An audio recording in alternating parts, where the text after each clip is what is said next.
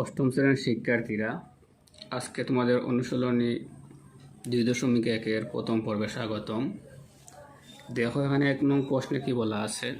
1 নং প্রশ্নে বলা আছে, একটি পণ্যদ্রব্য বিক্রয় করায় পাইকারি বিক্রেতার 20% লাভ হয় এবং খুচরা বিক্রেতার আবারও 20% লাভ হয়। তাহলে মোট এখানে 40% লাভ হচ্ছে এবং বলছে পাইকারি বিক্রেতা ক্রয় মূল্য কত পণ্যটি, পাইকারি বিক্রেতার পণ্যটি ক্রয় মূল্য কত। তাহলে আমরা লিখতে পারি 20% লাভে প্রথমে কার বিক্রয় হয়েছে, প্রথমে আমরা লিখতে পারি 20% লাভে খুচরা বিক্রেতার বিক্রয় মূল্য। 20% লাভে খুচরা বিক্রেতার বিক্রয় মূল্য। 20% লাভ বলতে আমরা কি বুঝি? 20% লাভ বলতে বুঝি যদি ক্রয় মূল্য 100 টাকা হয় আর 20% লাভ যদি হয় তাহলে এর সাথে আমাদের কি করতে হবে? 20 যোগ করতে হবে। তাহলে 20% লাভে খুচরা বিক্রেতার বিক্রয় মূল্য হচ্ছে কত টাকা? 120 টাকা। 120 টাকা। তাহলে এখন আমরা এখানে লিখতে পারি, এটাকে সুন্দর করে লিখতে পারি। এখন খুচরা বিক্রেতার বিক্রয় মূল্য 120 টাকা হলে খুচরা বিক্রেতার বিক্রয় মূল্য 120 টাকা হলে, এই যে 100 টাকা 20% লাভে আমাদের মূল্য হয়েছে কত? 120। তাহলে এটির ক্রয় মূল্য কত হবে? এটির ক্রয় মূল্য হবে 100 টাকা। ক্রয় মূল্য 100 টাকা।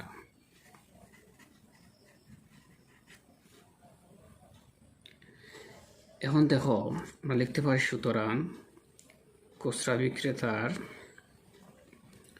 বিক্রয় মূল্য যদি 1 টাকা হয় তাহলে ক্রয় মূল্য হচ্ছে কত? ক্রয় মূল্য হবে 120 ভাগের 100 টাকা। আবার প্রশ্নে দেখো লেখা আছে কি? প্রশ্নে লেখা আছে, খুচরা বিক্রেতা এই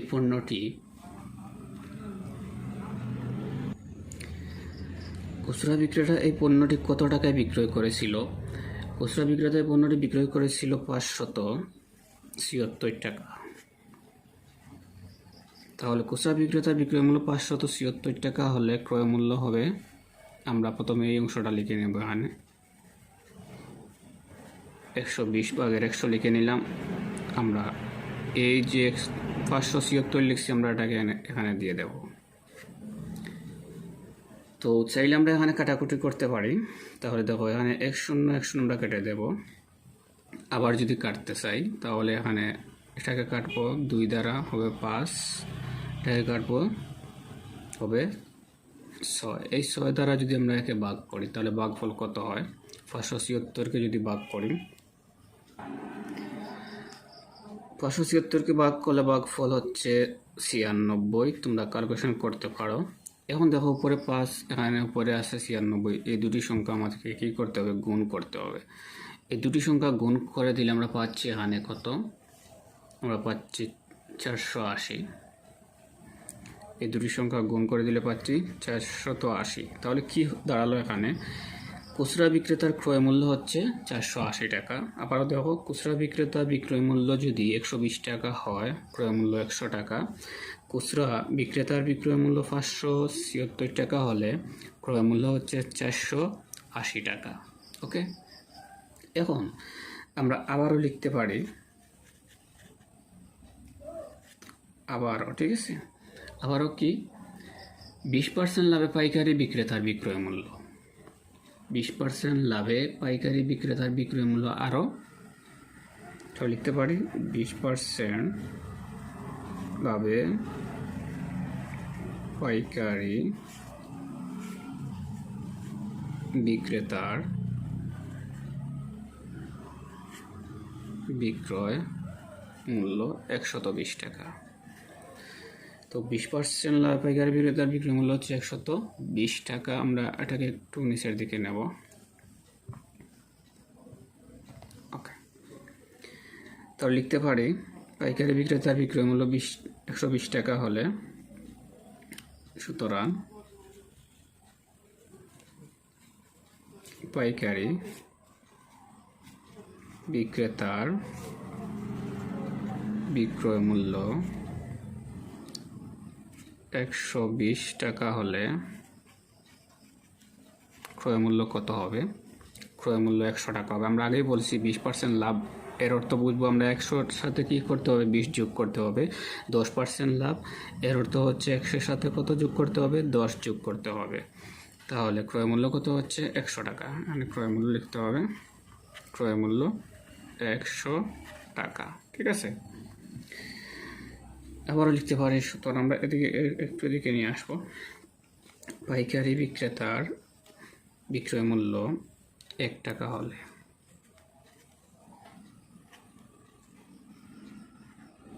হচ্ছে কি 120 ভাগের 100 টাকা। এই জায়গায় একটা জিনিস বুঝার আছে তোমাদের, পাইকারি এই যে খুচরা বিক্রেতার ক্রয় মূল্যটা হচ্ছে, খুচরা বিক্রেতা সব সময় পাইকারের কাছ থেকে মাল ক্রয় করে। খুচরা বিক্রেতা সব সময় কার কাছ থেকে? পাইকারের কাছ থেকে মালটা ক্রয় করে।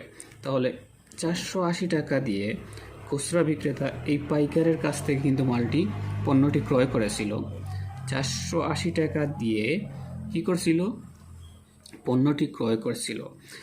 খুচরা বিক্রেতা ক্রয় করছিল, আর পাইকারি বিক্রেতায় 480 টাকা দিয়ে খুচরা বিক্রেতার কাছে পণ্যটি কি করছিল? বিক্রয় করছিল। ঠিক আছে, পাইকারি বিক্রেতার বিক্রয় মূল্য 480 টাকা হলে, ওকে আমরা দিকে একটু আসছি সরে লিখতে পারি। প্রথমে এই অংশটা লিখে নেব। এখানে 480 এখানে দিয়ে দেব। এখানে আমরা যদি 0 কেটে দেই তাহলে 12 দ্বারা 48কে আমরা কি করব? ভাগ করব। তাহলে কি পাচ্ছি? 4 বারং 48, 3 বারং 6, 4 বারং 48। এই যে 4, এই 4 দ্বারা 100কে গুণ করে দেব। 4 দ্বারা যদি 100কে গুণ করে দিই তাহলে গুণফল কত হচ্ছে? 400। তো আমাদের প্রশ্নে বলছে যে পাইকারি বিক্রেতার ক্রয় মূল্য কত? পণ্যটি পাইকারি বিক্রেতার ক্রয় মূল্য কত? আমরা লিখছি এখানে পাইকারি বিক্রেতার বিক্রয় মূল্য 120 টাকা হলে ক্রয় মূল্য হচ্ছে 100 টাকা। পাইকারি বিক্রেতার বিক্রয় মূল্য 1 টাকা হলে এত টাকা হচ্ছে।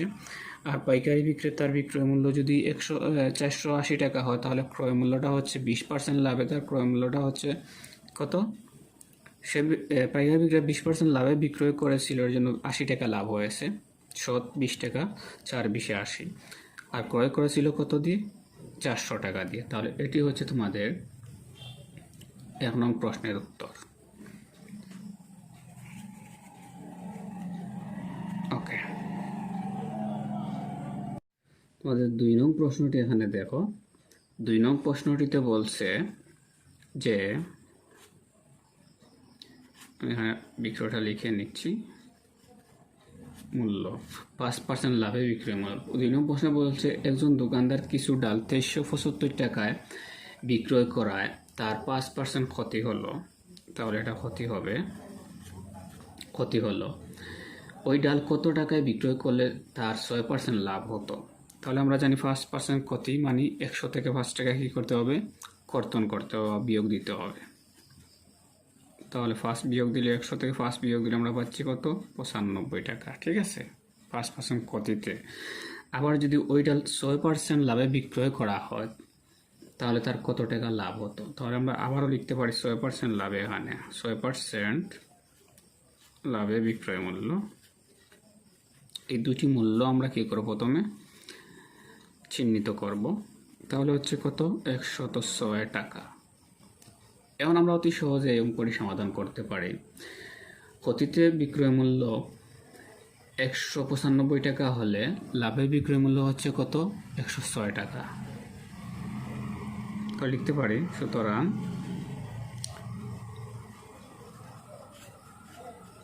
ক্ষতিতে বিক্রয় মূল্য কত হচ্ছে 5% ক্ষতিতে বিক্রয় মূল্য হচ্ছে কত 95 টাকা। আবার 6% লাভে বিক্রয় মূল্য কত হচ্ছে এখানে 6% লাভে বিক্রয় মূল্য হচ্ছে 106 টাকা। তাহলে দেখতে পারে ক্ষতিতে বিক্রয় মূল্য 95 টাকা হলে লাভে বিক্রয় মূল্য হচ্ছে 106 টাকা। লাভে বিক্রয় মূল্য কত 106 টাকা, ঠিক আছে। ওকে, এখন আবার লিখতে পারে ক্ষতিতে বিক্রয় মূল্য যদি 1 টাকা হয় 1 টাকা হয় তাহলে লাভে বিক্রয় মূল্য হবে 95/100 টাকা 106 টাকা। ঐকিক নিয়মের নিয়ম অনুযায়ী আমরা এটাকে বসাচ্ছি। এখন বলছে আমাদের যে একজন দোকানদার কিছু ডাল 2375 টাকায় বিক্রয় করায় তার 5% ক্ষতি হয়েছে। তাহলে আমরা লিখতে পারি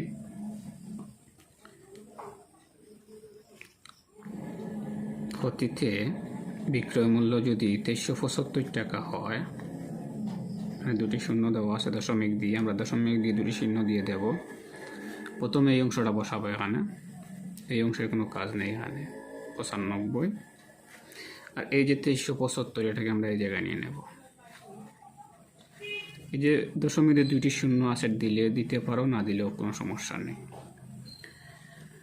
ওকে, এখন আমরা এটাকে কি করব, কাটাকুটি করে দেবো। 95 দিয়ে যদি আমরা এই সংখ্যাটাকে ভাগ করি তাহলে ভাগফল পাবো 25।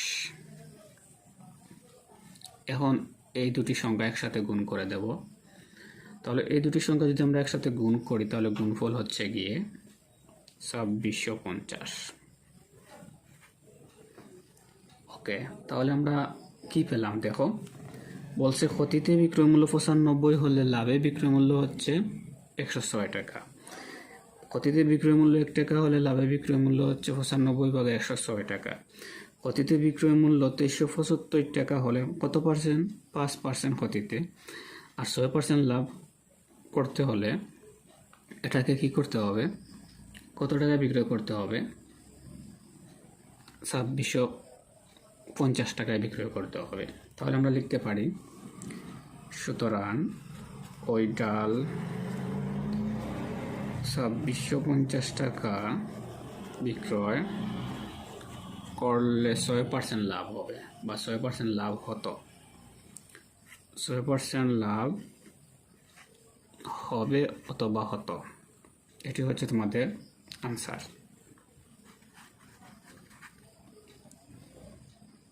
ওকে, 3 নং প্রশ্নটি দেখো, এখানে বলছে 30 টাকায় 10টি দরে এবং 15 টাকা দরে সমান সংখ্যক কলা ক্রয় করে 30 টাকায় 12টি দরে বিক্রয় করলে শতকরা কত লাভ বা ক্ষতি হবে।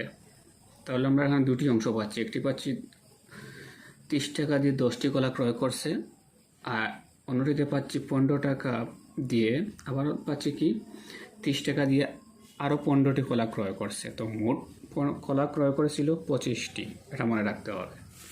তাহলে আমরা এই দুটিকে প্রথমে আলাদা করতে পারি, লিখতে পারি 10টি কলার ক্রয় মূল্য। প্রশ্নে বলা আছে 10টি কিনছে 30 টাকা দিয়ে, তাহলে লিখতে পারি 10টি কলার ক্রয় মূল্য কত 30 টাকা। তাহলে 10টি যদি 30 টাকা হয় তাহলে একটির দাম কত পড়ে, একটির দাম 3 টাকা পড়ে। আমরা ঐকিক নিয়মের নিয়ম অনুযায়ী এটাকে লিখব, একটির কলার ক্রয় মূল্য, এই যে 0 করে দিলে পাচ্ছি 3 টাকা। কিন্তু আবারও সে 30 টাকা দিয়ে 15টি কলা ক্রয় করেছিল, তাহলে লিখতে পারি আবারও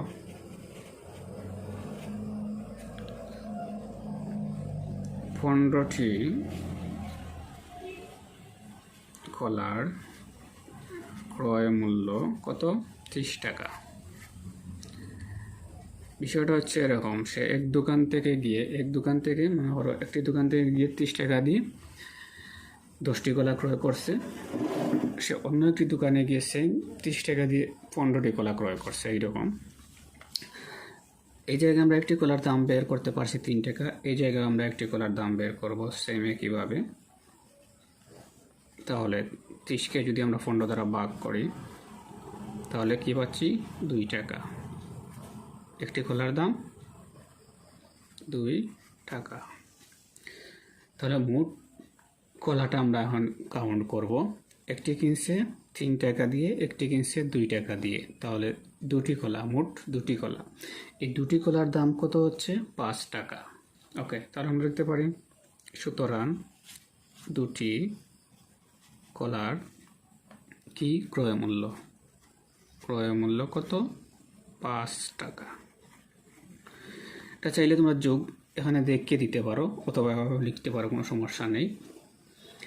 এখানে হচ্ছে 2টি কলার ক্রয় মূল্য কত 5 টাকা। ওকে, তাহলে আমরা এখন লিখতে পারি কি,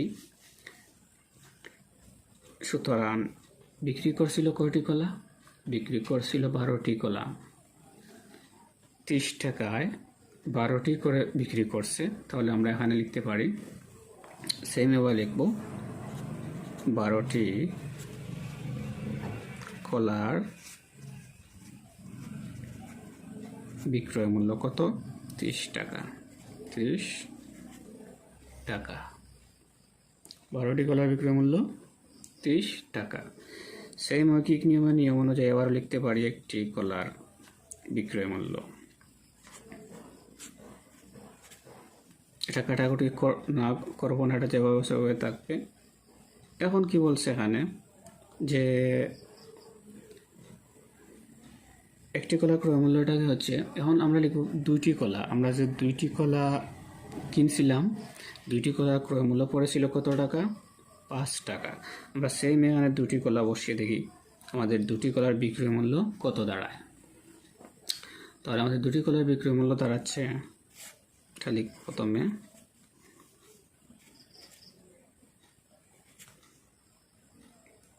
এটা দিয়ে এটা কেটে দেব, 6 পাবো, আর এই যে 5 6 30। ঠিক আছে, 2টি কলার বিক্রয় মূল্য হচ্ছে আবার কি 5 টাকা। তাহলে কি হলো, সরি দেখা যাচ্ছে না, এই যে আমি একটু নিচের দিকে নিয়ে আসলাম। 2টি কলার বিক্রয় মূল্য হচ্ছে 5 টাকা, আবার 2টি কলার ক্রয় মূল্য হচ্ছে 5 টাকা। তাহলে আমরা কি লিখতে পারি, এখানে লিখতে পারি সুতরাং ক্রয় মূল্য সমান বিক্রয় মূল্য।